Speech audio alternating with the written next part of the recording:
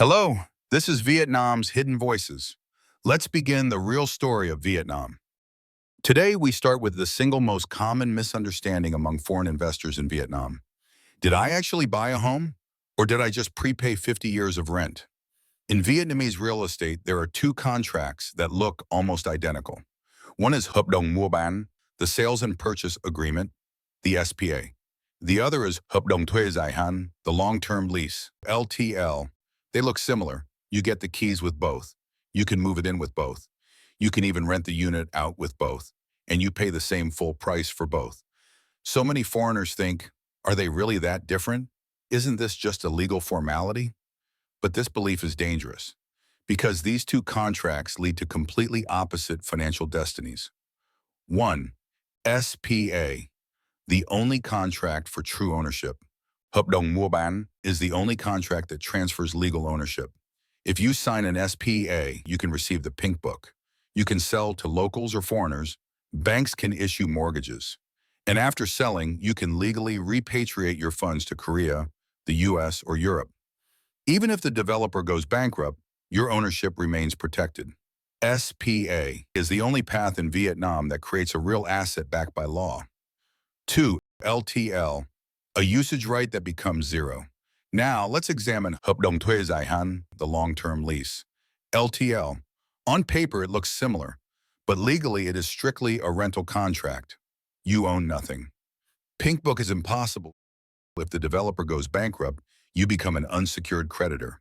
And most importantly, time destroys the value. As the 50-year term counts down, the value drops every year.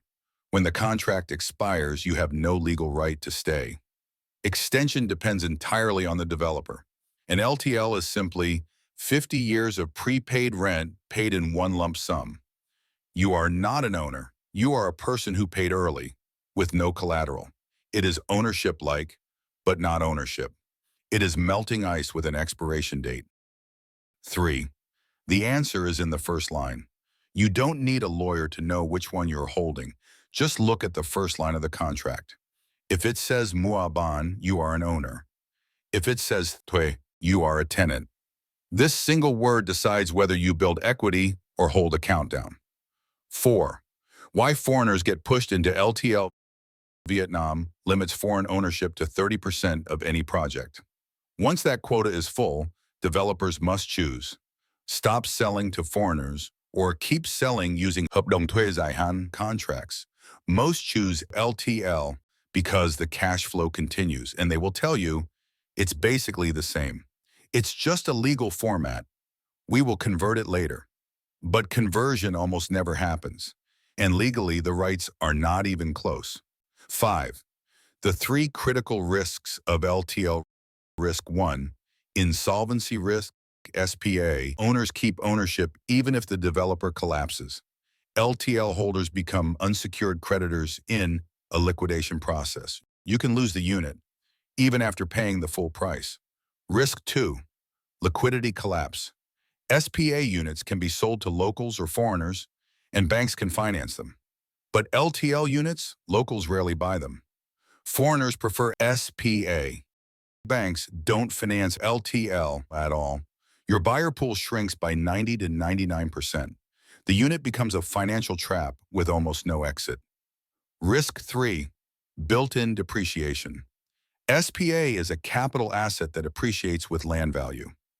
LTL is a consumable contract that declines every year. Every day, your 50-year clock shrinks, and so does the value. LTL always moves towards zero. It is not equity, it is a countdown. 6.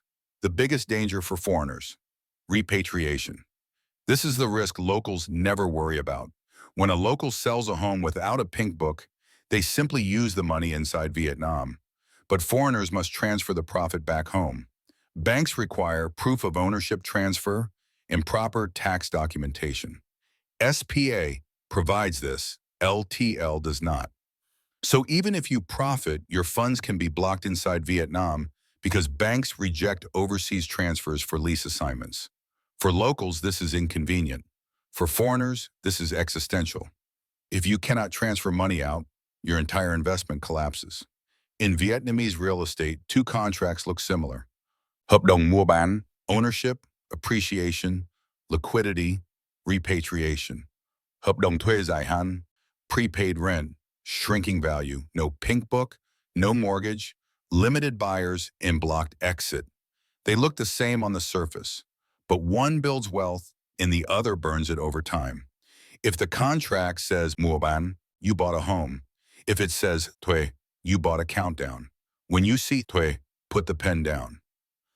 Thank you. This was Vietnam's Hidden Voices.